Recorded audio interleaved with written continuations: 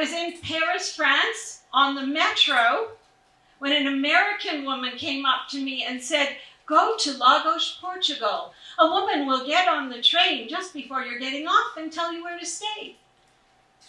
I went, and she was there. Magical things happening to me in Lagos. I was playing my harp, and people were coming to me. One day I was sitting on the seawall, and a woman came toward me, tears streaming down her face. She said, "Excuse me, I'm sorry. I know you've never met me before. I just got off the bus from Holland. I think that you can help me. I know that sounds strange." I said, "What do you need?" I never thought anything of it. Day after day, people were coming to me. This continued as I traveled to other places. I was in Mauritania, waiting to hitchhike across the Sahara Desert.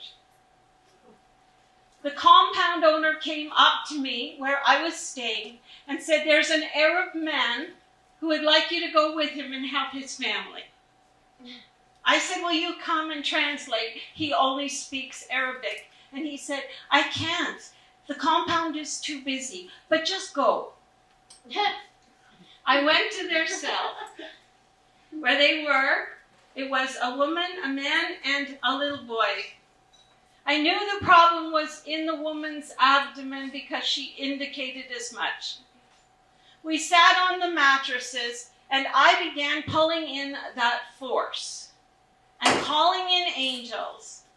And after 20 or 30 minutes, both of the adults started to cry and put their arms around me. I knew that whatever they needed was complete. Now I continued on my travels, and for a while I continued doing this spiritual work, and then I got away from it. I still did amazing things. I taught English to Spanish children and music up and down the coast of Spain and Gibraltar. In Turkey, I helped to design and construct houses and had a music concert.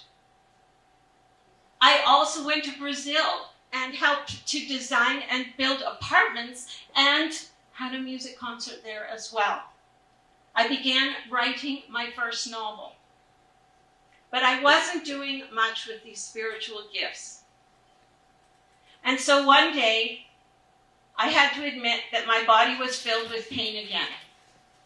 Every day, pain, pain. And nobody in the medical field seemed to be able to name it. I had brain tests, everything you can imagine. And so one day I'm standing out on our rooftop garden, which is 5 stories up from the beach. And I see a kite start to come up. Now this is incredible because there's no wind. It moves across the sky, lands in the garden at my feet. I pick it up and turn it over, and it's a picture of a Canadian flag. I figure it's time to go home. I'm standing in my kitchen in Brazil when I feel a horse rest its head on my shoulder. I can feel the horse. I know it's a male, it's brown. I feel his breath and his whiskers. This happens to me again and again. It's not the kind of thing that you can go to your neighbors and knock on the door and say, "Excuse me, have you noticed the ghost horse? And, is this a Brazilian thing I should know something about?" I thought I was losing my mind. I continued to make preparations. And after about 10 months, I was back in London, Canada. I had a friend here, and I told her all of these things that had happened, including the owl that kept swooping by my head every night and the hundreds of shooting stars I was seeing. I said, "I think I'm losing my mind. Really, we have mental illness in my family." And I thought, okay, I should just book myself in somewhere.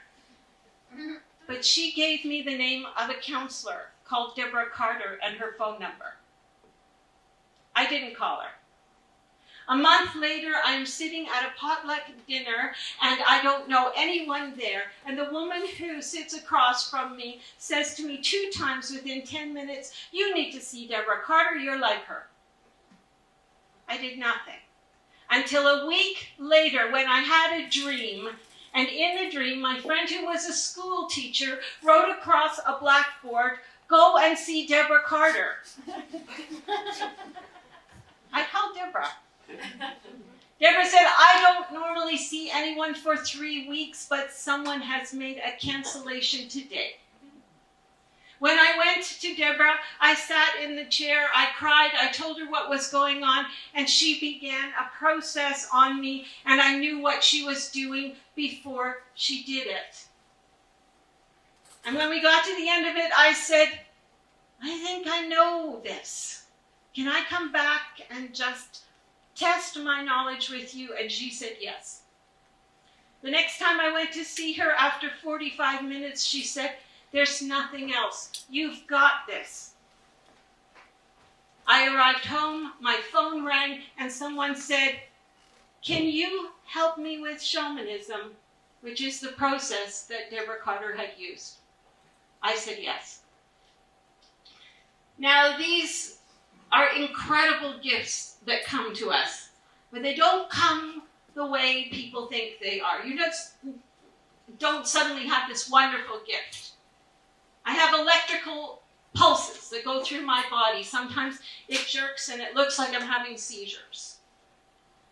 Occasionally, my head feels like the top of it, lights are burning there for 24 or 48 hours while new information or gifts are coming to me. One time, my partner David was sitting beside me when he saw white light come through my body, go across the floor, put up the stereo system, continue out the patio door, across the lawn to the garage where the lights were flashing.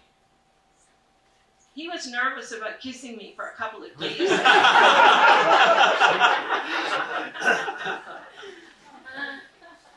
What I learned was these gifts are not for me, they're for other people. And as people came through my door and I learned more things about these gifts, I helped people with cancer, people with night terrors, a woman who hadn't slept for 52 years, more than 2 hours a night, has now slept through the night, every night for over a year. People who were ready to end their lives. People who were afraid of their own spiritual gifts. Over and over again, they come to me. And so I learned that these gifts are important. And they're not just for me, they are for other people. Eventually, I became a hypnotist because I got tired of coming to events like this, introducing myself, telling people what I did, and they started to back up. Who could blame them?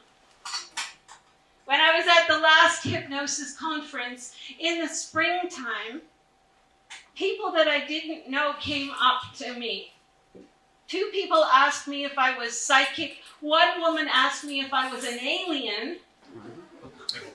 And another woman apologized for staring at me for 2 days because she said, "Your head is glowing." I don't even know when these things are happening sometimes, but they do. As I said, these gifts are not just for me. And I know that everybody has gifts, even though you may not be aware of them. You may not be able to use them yet, or to acknowledge them. And they're scary, but they don't have to be. I have learned that I can just accept a gift horse when it comes.